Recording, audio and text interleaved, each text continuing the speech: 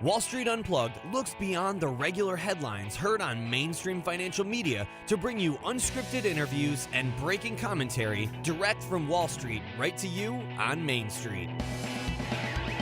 How's it going out there? It's October 24th. I'm Frank Curzio, host of the Wall Street Unplugged podcast, White Breakdown Headlines, and tell you what's really moving these markets. So October 24th, a date I can never forget, because if I do, it would be the end of me, because October 24th is my beautiful wife's birthday. And it's funny because that's one thing guys don't get a do-over for, right? You can't forget a birthday. You can't forget your spouse, boyfriend, an anniversary, forget it. If you do that, you're in the doghouse for a while. It's crazy. And I understand it.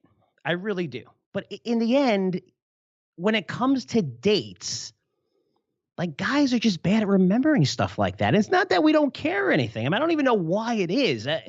Even if I fill out forms like a passport or school stuff, and they're asked when my daughters were born, it takes me like 3 minutes to think about it before I can write it down. I mean, it's just not something that comes to the tip of your tongue. And I don't know if it's because our brains are different or how we're wired. I mean, my youngest was born on September 24th, so for me, I look at 24 is one number higher than Michael Jordan's number, which was 23, so it's easy for me to remember. My oldest was born on February 12th, and that's John Stockton's number, Utah Jazz point guard. If you're not familiar, if you don't know basketball, one of the best ever to play, all-time leader, assists and steals. Had to get through that part really, really quick. But, that's how, it's just guys remember things. And sure, with today's technology, we get alerts from everywhere, right? An iPhone, iPad, computer, even, hey, Alexa, when today's date, what's the schedule, what's going on, whose birthday, whatever. Even some cars actually remind you now to let us know these dates. But again, our brain works a little different. So sometimes we can get a pass. Just, maybe once every, 5 years or so. I don't know if that works. And if you look at us, we could probably cite every line to a movie after seeing it once. We remember every play that happened in a sports game that took place 6 months ago. Those are things that we remember. Remember every big hand we ever lost at poker. That's definitely true. Which I know all that's probably meaningless to most women out there, if I had to guess. But, it's got to be fair on both sides. I'm sure my wife can't name the week of the Super Bowl every year, even though I actually took her to go see the Super Bowl, to see the Eagles last year in the Super Bowl, win it. Don't worry, I'm not going to talk about the Eagles. I don't think I can talk about the Eagles at all. They blew a 17-point lead in the fourth quarter at home. All right.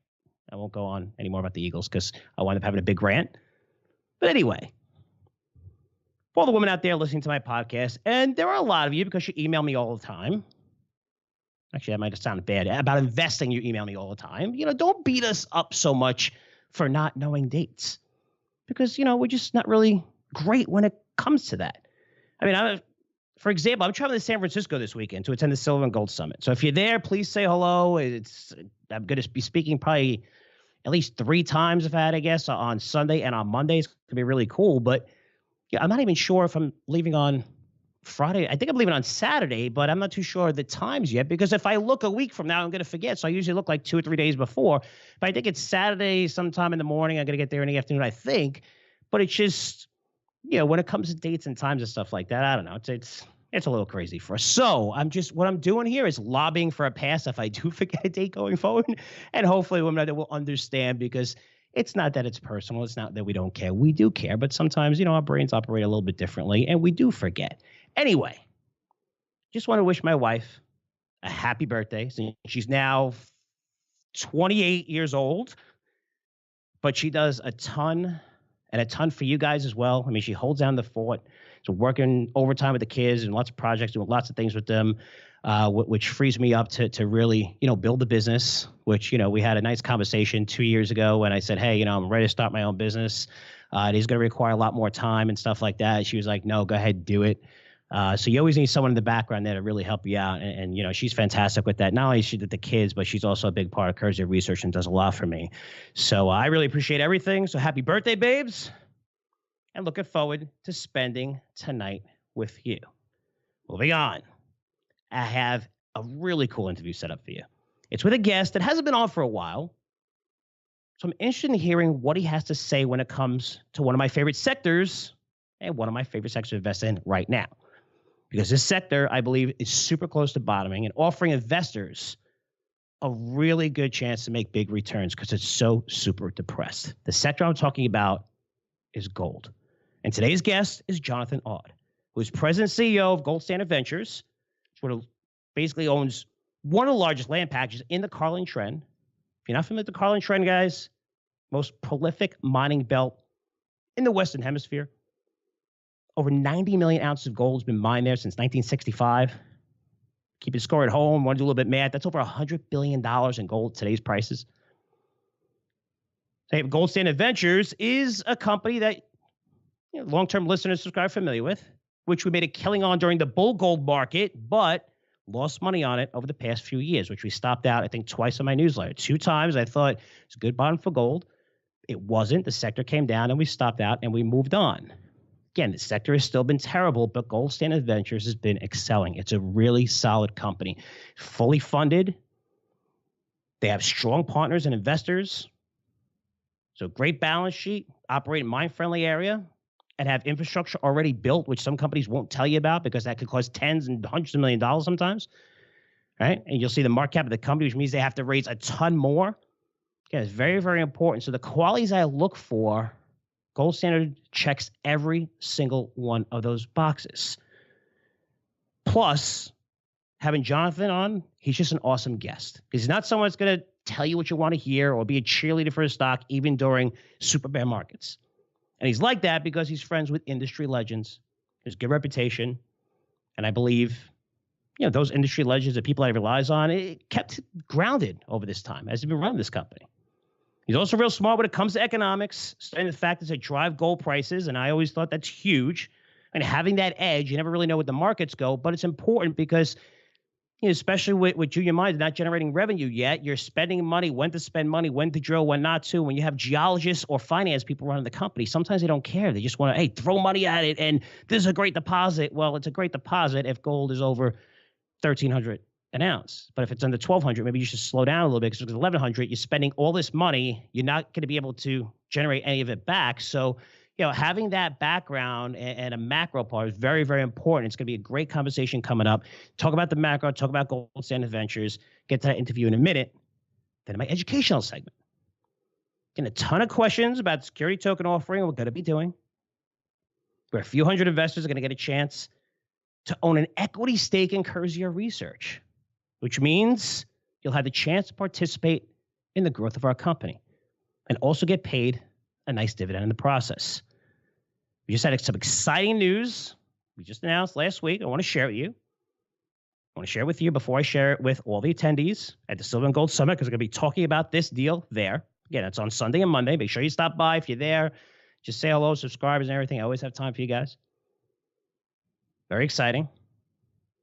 But everything's starting to come together with this deal. We should be close to launching, I want to say, the first ever STO, security token offering, in the financial newsletter industry, definitely. That's going to give you an equity stake and pay you a dividend in an existing company that's generating millions in revenue. This isn't a startup, guys. So this is a next leg of growth that we're looking to raise money for to compete with some of the big guys in the industry. It's a lot of fun, everything coming together, but I got some really exciting announcements that I want to share with you. Just elaborate a little bit more because I got more of the details of that for people that are interested. That's going to be my education segment later in the show. But right now, let's bring on Jonathan Awde, the president and CEO of Gold Standard Ventures, an incredible company with incredible asset. And here's that interview right now. Jonathan Awde, thanks so much for coming back on the podcast. It's great to be here. Thanks, Frank.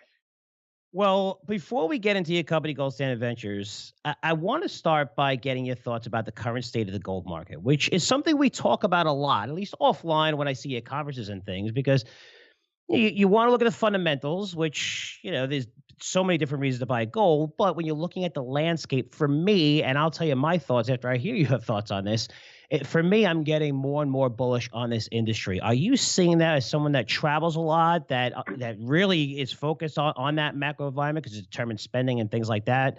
And what are you hearing from the people that your biggest investors in the company and things like that? Are they starting to get excited yet? Or is it still, we still got to wait for this bear market cycle to play out? Yeah, I think one of the most significant things that's happened in the space in a long time was the merger of Barrick and Randgold.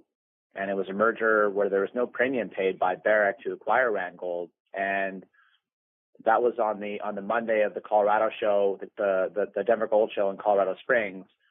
We subsequently hosted a site visit on the Thursday, and we had 5 institutions there, and 2 of them that week had inflows.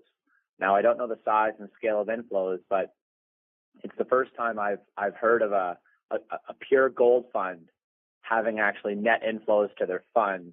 So if that merger is what it takes to bring generalist money back into the space, then yes, Frank, I would agree with you. That's an extremely bullish sign for the gold industry. Now, talk a little bit about the fundamentals, because what you focus on, and you even have this in your presentation, is you talk about how there hasn't been major gold discoveries and how much ounces, are used up and how they have to replace it. Go over those fundamentals. And remember, we're not, the audience is not geologists, but this is something that is very important for them to understand, because it tells you that the cycle has to change eventually. And it seems like we're pretty close based on the numbers that you cite.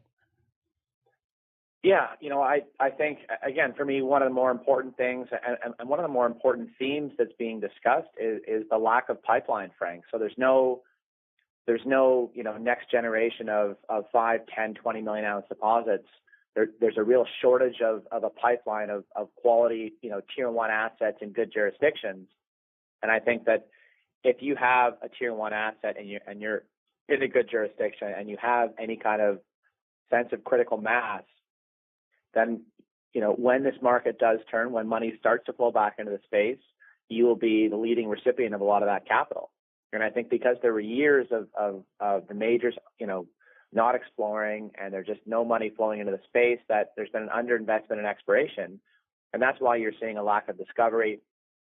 The market is, as you know, better than anyone, the market is so short-term oriented, quarter to quarter focused that it's really tough to get real exploration work done, because it is a process and there's lots of ups and downs. Yeah, it makes sense. And even, what I love about what happened to this industry, they was so aggressive, the majors. I mean, the amount of leverage that they took out, and you could just go and look 2013, 14, 15, look at presentations for Goldcorp, Newmont Mining and stuff. And it reminds me of like the internet bubble with the major companies like Microsoft and Cisco, and how crazy it was. And then the ones that came out okay, if you look at those balance sheets today, there's a reason why they have more cash than any other company on their balance sheets, where I'm starting to see that even with Newmont and Goldcorp. I mean, the amount of restructuring that they've done is incredible to lower their leverage, but that's also come on the heels of not spending that much to explore. So are you seeing that change where, yes, you cited the Randgold acquisition, which is really cool. Are you seeing that among junior miners, where is it more that they're looking to acquire? Are they looking to drill existing projects, which I'm seeing that, at least that's what they're saying in a lot of their presentations. But for me, it just feels like that is a lot more, and I don't want to use the word excitement because it's not really too excitement, but there's definitely more things going on now and a little bit more optimism I'm seeing from the majors compared to the past couple of years. Very much so, Frank. And I think before I fully answer that question, there's been $110 billion in write-downs in the gold space since 2011.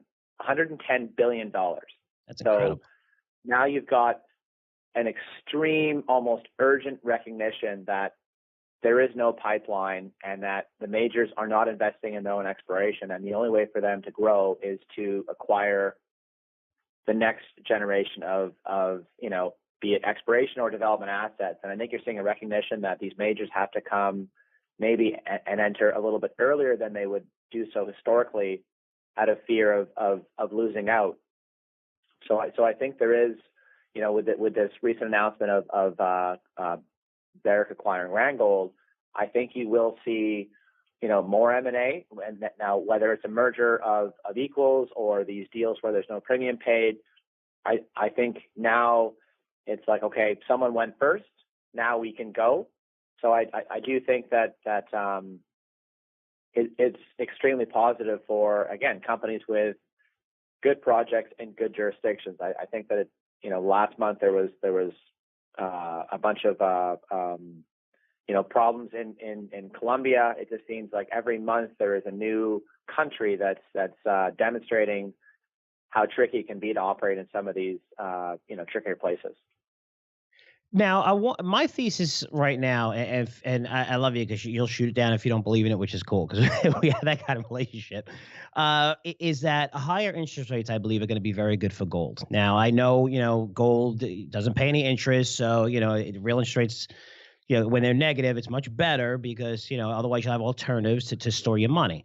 But I don't know if you know, gold as a store of value is the thing that's going to drive it, right? If it's store of value, the people that are in it, right? They're going to be in it forever, regardless of the ups and downs.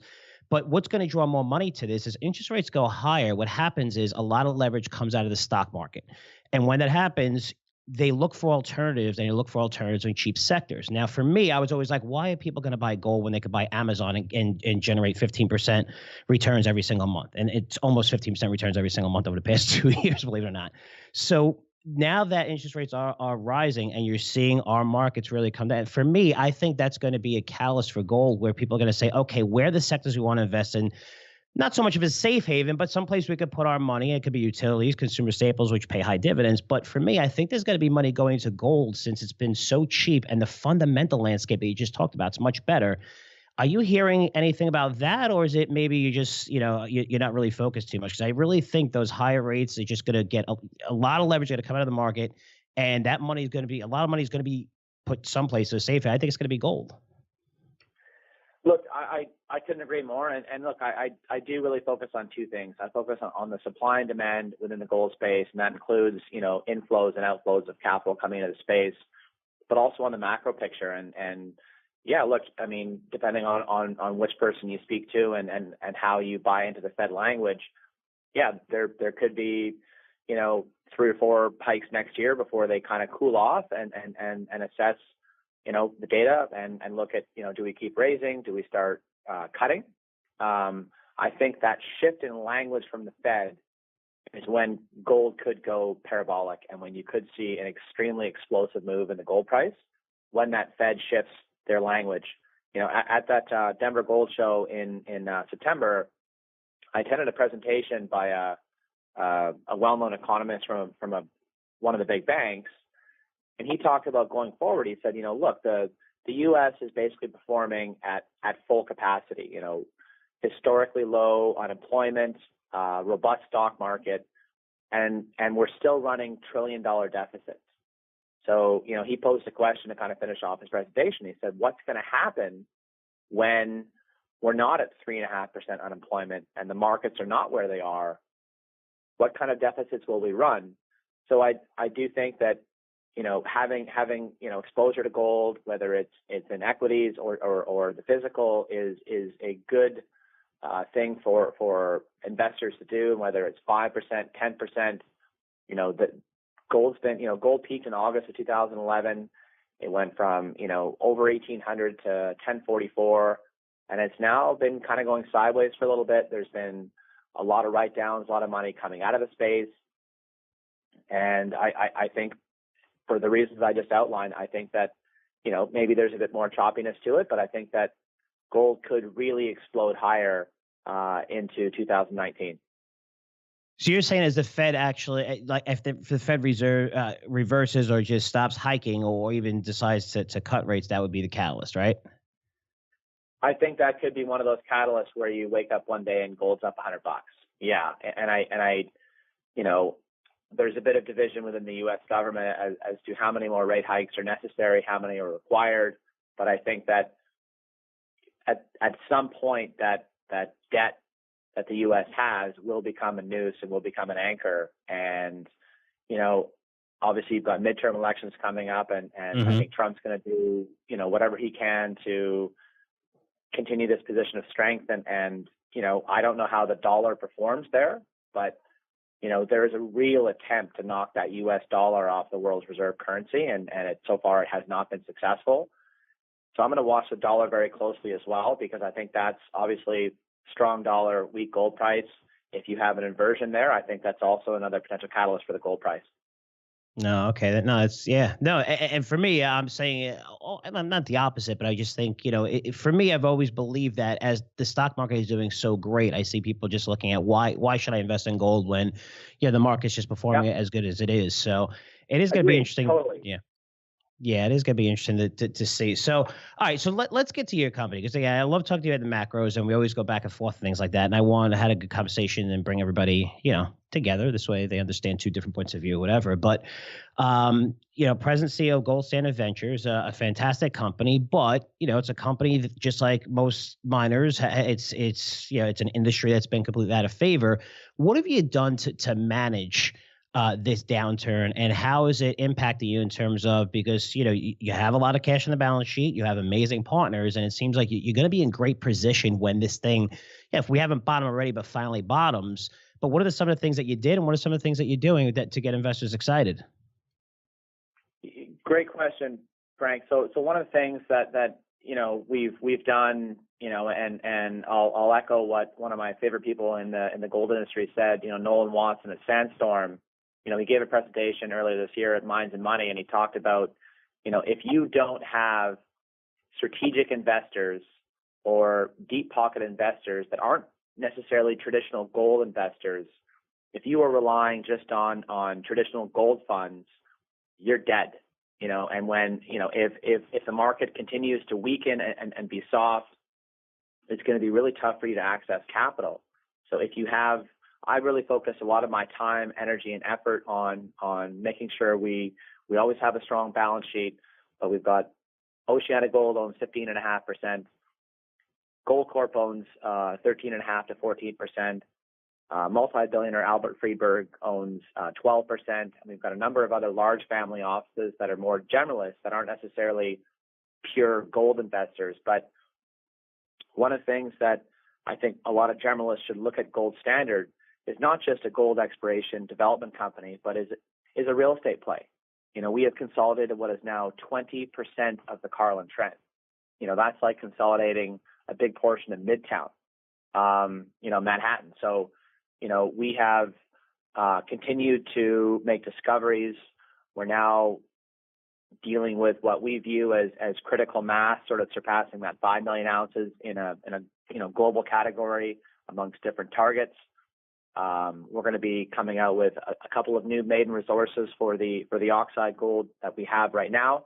And look, I think there's just a growing desire for a lot of companies to be in Nevada, given the safe jurisdiction, the political stability. Rule of law means something. And, Frank, you are in elephant country. And, I think that those are all compelling things, and those are all slightly, kind of mitigating factors to have the combination of shareholders that we do combined with this unique land package. And again, for most generalists that aren't true gold bugs, and look at this as a real estate play. 20% of the Carlin Trend, where it's produced almost 100 million ounces of gold, and there's still several 100 million ounces in the ground waiting to be mined via open pit or underground. It is extremely rare for a junior of our size to have a land package like this. And I do use the word unique because it's the only word that comes to mind that I think is relevant and drives that point home. Yeah, Jai, you're getting so good at this. You're starting to answer the questions before I ask them. Because I'm going to say, for those who aren't in the industry, could you tell a little bit more about the Carlin Trend? And you just did, because it's basically have real estate in Manhattan. That's basically what you have there. And when you talk about actually even more about the Carlin Trend with the companies that are there, because in your presentation, you actually show, and you see a lot of companies mention this. Well, we got property right next to this major mine, which means that. But the drilling results that you have are amazing so far, and you see Newmont's is an Emigrant mine right there. Talk about that mine, how big it is, because it's actually, you see it in the pictures of, even in your presentation, very, very close to your projects. Yeah, so I think when you look at the Carlin Trend, there are multiple 1 million ounce mines. And there aren't many jurisdictions where you still have that. And what I love about all the critics, and I'm not going to name any names, and Frank, we know who they are, a lot of people view Nevada as a mature gold producing region. And a lot of the critics will say, oh, there's no more gold to be found there. It's been picked over. There's, thousands of drill holes in the state. There's millions of drill holes in the state. But one of the things that Nevada still presents an opportunity, because you have these, a lot of ranching families and these sort of fractional cut up districts, land packages, if you can be the one to consolidate, it gives you that opportunity to kind of go back 50 years ago when the Carlin Trend was discovered in the 60s by John Livermore. So what we did is we consolidated what is now 20% of the Carlin Trend. We had a different interpretation of a particular kind of host rock that we viewed to be a very good and an extremely good host, where others said, it's not an ideal host. And it's the exact same thing that Ron Parrott and Rich Bedell did with AUEX before Frontier bought them out, before Newmont bought out Frontier in 2011 for $2.2 billion. It was not perceived to be, Long Canyon was not perceived to be in the ideal host environment, and they made a brand new oxide discovery. And now what you're seeing, Frank, are companies in Nevada and even mid-tiers looking for this kind of host rock throughout the state. Now that's the ultimate validation that, okay, we knew we were onto something, but to see, imitation is supposed to be a form of flattery, but we hear a lot and we read a lot of our peers, our competitors, going after the same kind of host rock that we're going for in different parts of Nevada. And we don't view them as competitors. I want more success in the gold space. I want more success in Nevada. So there's more exposure, there's more money. And the more people that make money, the more money that's going to come into the space. And, to be blunt, to restore that trust back. We're both, very good friends with Marin Katusa, and Marin is one of the most gifted, intelligent people in the space, but also the most cynical about people.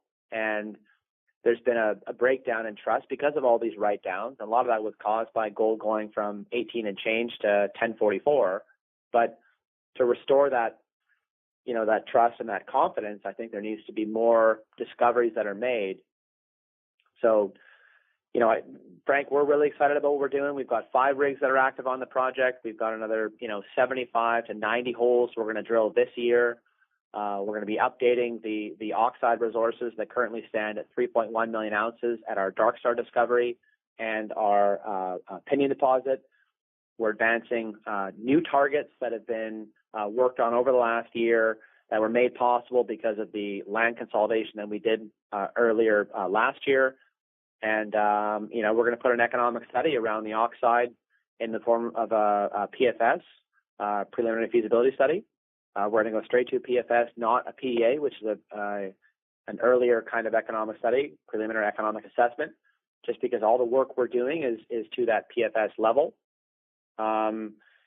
We just did a small raise in the market last month, just under $11 million. And the use of proceeds there was to accelerate the drilling at our Dark Star deposit, to look at finding out how deep this oxide goes, how deep this gold mineralization goes. We're seeing oxidation down below 1,100 feet, so 350 meters. And historically in the Carlin Trend, when you get mineralization below 350 meters, it typically means you're into a very robust system. And internally, we think we're possibly getting into a feeder zone or some kind of a breccia pipe, which is very good. So we've got 35 new holes designed to go after and to try to figure out what's going on at Dark Star and make it bigger. And then $4 million was allocated towards the acquisition of a ranch to secure long-term water rights. And that funding was $6 million from Goldcorp, $2 million from Oceana, and $2.75 from existing shareholders. So it's nice to have corporate shareholders who are still sponsoring you in a tough market environment. So I think that's, again, companies who have a hard time accessing capital markets, they're going to, dwindle down into, nothing. Yeah, no, and it makes sense. And that is a great sign too. And whenever, guys, you see, private placements or companies raising money, when you see the largest shareholders who probably own the stock at probably a cheaper price, adding to their positions, it's a great sign. They're in for the long term. They believe the stocks will go a lot higher over the long term. It's just a very bullish sign because you don't always see that. So, and I thought it was funny, the comment you made when people say Nevada is being mature. I heard the same thing about the Permian 10 years ago when it comes to oil. So be careful what new technology is coming out. And I think the last price, in Canadian is 211 Canadian. That financing we did was at 205 Canadian. There was no warrant attached to it, and I think it, so you're in the same level here. So we've got a pretty robust pipeline of lots of potential catalysts coming up, and I think that we've made some changes to our board. We've strengthened our team, and we're starting to see critical mass. Frank, for us, critical mass is 5 million ounces of oxide. We already have our North Bullion target, which is 2.5 million ounces. That is predominantly sulfide. So we're dealing with a pretty meaningful inventory of gold ounces. And again, all ounces are not created equal. And Frank, just like we talked about in the past, real estate in Midtown Manhattan is going to trade on a higher price per square foot than real estate in, Spokane, Washington. And, ounces in the Cortez Trend or the Carlin Trend or in, the Timmins Camp or in Val-d'Or will typically trade on a higher dollar value per ounce than other jurisdictions where perhaps it might be tougher to get out of the ground. The government might do, sneaky, dirty things, or where there's high corruption, or you fear for your life. So, I think Nevada is definitely, coming back to be one of the focal points for where capital wants to go. That definitely makes sense. And now let's end with this, because when we're together too, you talk about a lot of other companies. Sometimes you're investing in them, and there's another company that you've been a part of that you talk about a lot, which is a biotech company. And I'm always interested in it because when you're the CEO of a company, you're always going to have great contacts and talk to other CEOs and talk to people, and that leads to new ideas. So I was wondering, is there any ideas out there, maybe not in the gold industry or some of the things in biotech, because I know you mess around a little bit in that industry, that you like, just as a side idea, because I know that people are going to be interested in Gold Standard Ventures, but also I get my best ideas from CEOs, and it's usually not only their own company, but it's a company that they heard about from a friend who is pretty high up with the CEO of another company.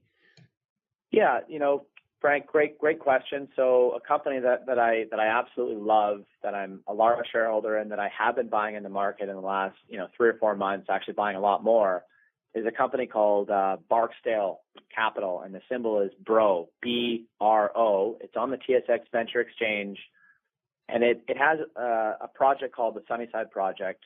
It's in Arizona, and it happens to be contiguous with the Taylor deposit that was just purchased by South 32 for $2 billion. And I typically don't like closeology plays, Frank, because usually it's just a junior that's arm waving and that has no intention of ever doing any real work. So I started to get really interested in this project when a very good friend of mine, Jonathan Rubinstein, who's the chairman of Mag Silver, asked if Peter McGaw, who is the chief geologist for Mag Silver, for those of you that don't know Mag Silver, if you want any silver exposure, Mag Silver is probably the best pure play silver assets in the world. And Peter McGaw was responsible for finding them. So this company, Barksdale, has this project called Sunnyside, and they have some really exciting intercepts that have, at bare minimum, the extension of the Taylor deposit, which were, generational grades and very, very good asset, hence why South 32 paid $2 billion for it. So Peter McGaw went down there. Peter is the, again, chief geologist for Mag Silver, and said, this is not the extension, but the source. So it's one thing for a financial person to say that, but for someone with Peter McGaw's background, track record, and pedigree to say that, for me, it was a game changer, and that's why I've it's my second largest position after Gold Standard, and it's run by a young whippersnapper CEO, Rick Troutman, ex portfolio manager at RCF out of Denver, and it's applied for its permits to drill, and it's got obviously base metals, and as you get closer to that porphyry center, the copper grades start to really kick up. So very interesting. I've been buying that. I just recently picked up some shares in Gold Standard, not to be total self-promote here, but I tend to have fewer positions, Frank, as you know, and I like to have larger ones. And yeah, the company you referred to a few minutes ago that's called Helios Medical Technologies, and I have still a position in that one. And they just got their, the Canadian equivalent to their FDA approval in Canada. And I think it looks extremely interesting, and they've de-risked that one. And that is a non-invasive medical device that you put on the tip of your tongue and helps realign any neurological pathways that have been damaged by MS or TBI, and it's starting to gain traction. So those are three core holdings for me, I definitely do want to have more exposure to the gold space, particularly through my own company. No, that's great. I appreciate you sharing those ideas because I love them because they're unique. You're not going to hear them anyplace else, but you hear them just from the circles that you're in, and they turn out, more times than not, really, really cool ideas. So I appreciate you sharing with us. So listen, John, thanks so much for coming on. I know that you're traveling like crazy. I'm probably not going to see you for a couple of months, hopefully maybe in January or whatever, but I really appreciate you jump on this conference. 'Cause I know you're not going to be in San Francisco next week because you have important meetings and things like that. I know you're going on site visits that you said, but I definitely want to catch up in person soon. And again, I appreciate you coming on when you're so busy and traveling. Thanks very much, Frank. And as always, doors always open. And let's have a proper catch up soon. And hope the family's doing well. And let's be in touch. Okay. All right. Sounds great, buddy. Thanks, man. Thanks, Frank. Take care. All right, guys, great stuff from Jonathan. And full disclosure, I don't own Gold Standard Ventures, not on the recommendation of my newsletters. What I want to do here is put these guys in front of you so you keep them on your watch list. It's not going to be every week, maybe once a month, once every 3 weeks or so. I'll have a CEO of a company, which is great because I'm actually going to the Silver and Gold Summit San Francisco. I have tons of meetings set up with all the companies that I love, that I like. Again, it's not so much company specific. The whole entire industry crashes, which always gives you an opportunity to buy the really good companies at dirt cheap prices, even the majors. I mean, I did recommend a major in my Curzio Research advisory newsletter recently that is incredible. I mean, they're not as leveraged anymore. They're just in a perfect position to benefit, even if they lowered their cost of productions, their all-in costs to under $1,000. I mean, so they're making money even if gold prices decline 15% from here, which I don't see happening.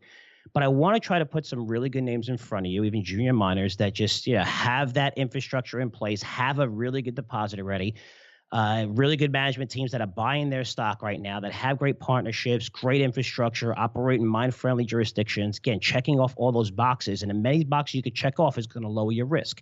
And right now, at these things, they're cheap. And by the way, I've been wrong on these stocks. Over the past 3 years, I think I recommended Gold Standard Ventures twice. And there was a fantastic opportunity after drilling results. And the stock got nailed because people use that as a liquidity event just to get out. And that's a lot of funds coming in and just liquidation and stuff like that. That's what you love to see as someone on the sideline, because you're going to be able to pick up these stocks at really super cheap prices. And for me, like we talked about, I believe gold's going to do very well over the next few years. With difference of opinion when it comes to interest rates. I think, lower interest rates we already had, right? And we haven't seen gold move anywhere. Well, we had lower interest rates. But high interest rates, again, I'm not talking about having gold as a store of value, but higher interest rates going to take a lot of leverage out of this market. Again, that's leverage, that's that, but it's going to force a lot of selling. People are going to get nervous who are invested in the market, and they're going to look for safe havens, especially funds and things like that. And gold just offers a really good opportunity. It's very dirt cheap if you have a long-term outlook. And, a lot of these companies, like we saw in that period in 2016, guys, we saw it real briefly. In 2016 is a 7-month period. We saw companies, probably 4 or 5 of them that we recommended, are up between 250 and 900% in a 7-month period. So when these things go high and that cycle turns, and that's why I want you to be involved in this, you're not going to get 50% or 75% gains. You're going to get 3x to 10x times gains, maybe even more. That's how this industry is. That's why it's worth it for me to recommend some of these in a newsletter and put a 30, 35% stop. Okay, it doesn't work out fine because the return, if you hit the cycle right, we don't want to guess here, is 3 times, 5 times, 7 times, 10 times. We saw these types of gains just in a very short period in 2016, which was pretty much the only bullish period in this industry since 2012. So I believe the cycle is going to turn. There's a lot of things that are positive, especially the fundamentals, where there hasn't been any major discoveries because so many people have cut back on this industry. But you know how I feel about it. I'm going to start bringing on more and more people and really good, solid companies that I know the CEOs have big interest. They've been adding to their shares, even though these things have been coming down over the past few years. And I want you to get a list of 3, 4, 5 of these companies. This way, you'll invest in a few of them, and hopefully, once the cycle turns and we bottom, you can see really, really big returns. Okay, guys. Last week I talked about the Curzio Research security token offering, which is basically like a private placement where you look to raise money to grow your company, and that's what we're trying to do here. We want to grow our company even faster than we're growing now to better compete with our larger competitors who are 40 times to 50 times larger than us. And we're doing millions in revenue right now, which we're going to show the fundamentals of exactly what we're doing when people want to invest in this. And there's just a lot of great things that have been going on, especially in the security token sector. I mean, just the news coming out where you have Coinbase getting into this industry now, just taking over certain companies are really focused on security tokens. There's going to be an exchange being launched very, very soon, the first security token exchange. So security tokens are different from ICOs, which are basically utility tokens. And when the SEC comes out, they're going to say all these tokens are securities. So what that means, they're going to have to register with the SEC. But a lot of them, as I explained last week, aren't going to be able to do that, because you're going to have to disclose everything. They raise a ton of money. They pay taxes on that, probably without letting their investors know. The spending and things like that. I mean, a lot of the capital raised, they kept money within the cryptocurrency that they raise it, whether it was Ether or whether it was Bitcoin. And I don't know if that was disclosed to investors, because if you raise money, pretty much a lot of money was raised when? Late 2017 into the first 6 months of 2018, and everything's down a ton since then. So if you raised $20 million and kept it in cryptocurrency and not dollars, you're looking at Bitcoin down, 60% off its highs? Maybe a little bit more. You're looking at Ethereum even more. So that means that 20 million is, 6, 7, 8 million, depending on how you raise it, and you got to pay tax on it. So is that enough money to fund your idea that was basically on a cocktail napkin? And not only that, you're not getting an equity stake in these things. I really believe a lot of investors don't know that. Even a lot of newsletter writers writing about this industry don't know that. You're not getting an equity stake. That means if a company comes in and you own a utility token and they buy out the company for $20 billion, you get nothing. You get nothing. Hey, you're not an equity stakeholder. It's not backed by any assets. A utility just gives you the opportunity to use use your token on their site. It gives you certain privileges. It's kind of like when Facebook took over Oculus Rift. A lot of people thought they made money on that. They didn't know they were investing, where it was a Kickstarter or whatever. They didn't understand that they were investing. It gave them the privilege of using their services or using their glasses, virtual reality glasses for Oculus Rift, being first to sample some of these things. That's what they got by investing in the company. People thought they were investing in equity. They're not. Security tokens are different. It's just like investing in a stock, almost like investing in a stock. Now, the reason why we're choosing to go this route instead of going through a traditional private placement is because with a private placement for investors, okay, there's benefits for the investors, benefits for us. For investors, in order for you to make money, there has to be a liquidity event. And that usually comes in the form of an acquisition, if someone acquires our company, or if we decide to do an IPO. And the average time that happens for even the most successful companies is 7 to 10 years. Your money's locked up for. With this, you're going to be locked up for 12 months. And that's when we begin trading, and we're going to see a lot more regulation come out in the industry. That's what we believe, which is going to be really cool. We're going to do everything by the book, but this token is going to be a lot different from what you're seeing. You're going to be able to participate in the growth of one of the most scalable businesses in the world, which is the financial newsletter industry. It's a multi-billion-dollar business, guys. It's incredible. The profits that you can make on this business. And we want to really try to disrupt this industry because it's been a little bit of little crazy now with crazy promotions, and people are getting kicked off of social media networks, and they're cracking down on aggressive ads. And at the end, I think people want to see pretty good performance. I think that's very important. So you want to have excitement, of course, with the story, but you want to have, those people who are going out in the field, find new ideas like we just did with Jonathan. I mean, giving you 2 ideas you probably never heard of, and times that by the thousands of people that I've interviewed on the podcast, but bringing on really good ideas, making our subscribers money. You're doing well, seeing us out there. And I think that gives us a significant edge, especially even with this podcast. So The good news, we just signed with a great company. It's going to provide all the software, the platform behind. It's a very large company in this space. So we just signed with them, which are very excited. Again, we'll come out with more details as we release. So this thing is pretty much official now. If you go into the Silver and Gold Summit in San Francisco, I'm going to talk a lot more about it, but I will give you some of the details because you're going to own a direct equity stake in Curzio Research. So every $1 million we raise will be the equivalent of a 1% equity stake in the company. We're going to pay a 3% annual dividend, which is going to be paid probably quarterly, maybe monthly. We still haven't decided if that's going to happen for the first 3 years, guaranteed for the first 3 years. And it's also going to be paid during the 12-month lockup period, which you're going to have a 12-month lockup period. For me, for insiders and owners of the company, we're going to have 24 months. Why are we doing that? One, it's the right thing to do. But two, we want to present a great deal for our investors. This is something I'm bringing out to my best people, my best clients. It is for accredited investors only, which kind of sucks. I know we're not doing that. I built this brand on helping the individual investor.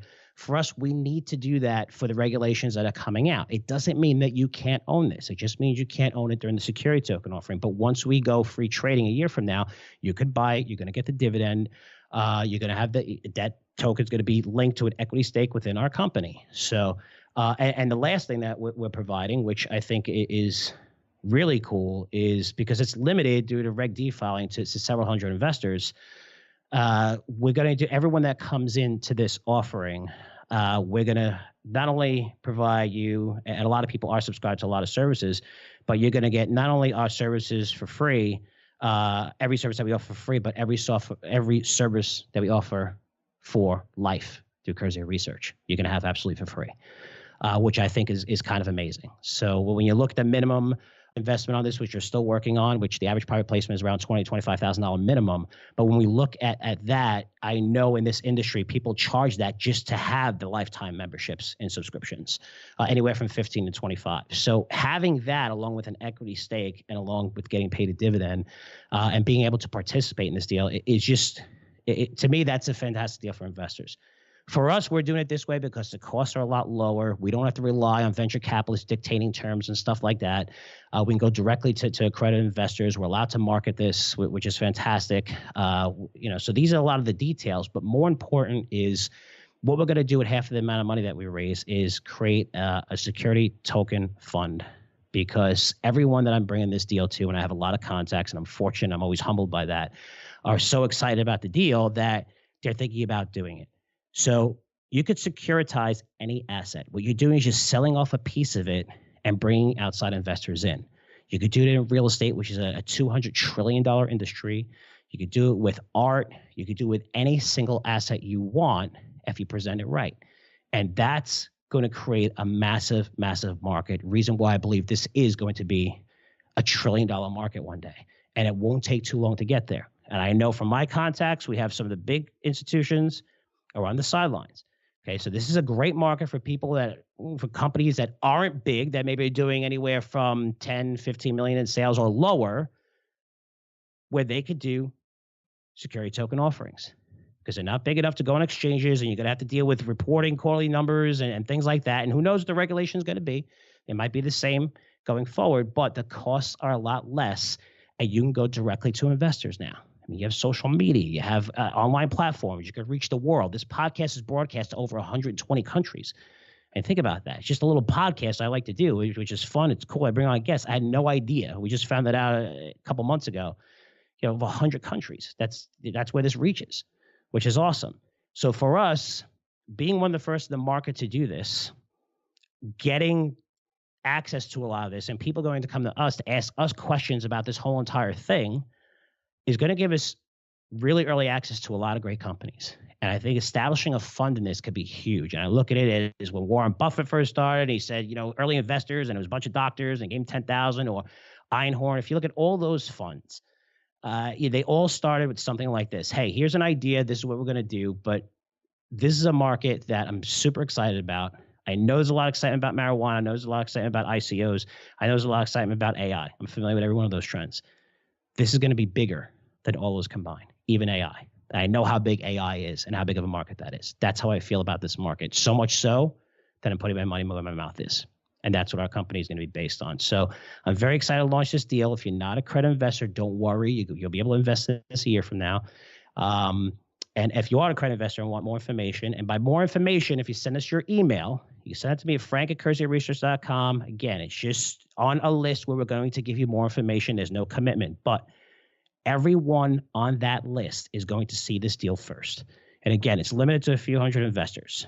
So after the first week that we present it to everybody who gives me their emails on our list, which is our best clients, and people listen to our podcast, subscribe to our newsletters, then we're going to go out to the public and market this. And you know, we're hoping that things are going to be good, and you know, we're seeing a lot of people so interested in it. But you know, by being on that email list, it's really cool. Again, there's no commitment. We're not going to send you emails or things like that. You'll be on that list, so you'll hear more details of this because we're planning to launch it by the end of November, early December. And now that we signed a big deal with the company, it's going to do all the back office stuff, the whole entire platform.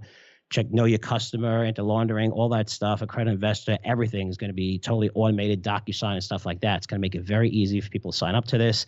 And these guys are one of the best at doing this in the entire industry. And they're also pretty much only focused on security tokens and security token offering. So a lot of exciting stuff coming up.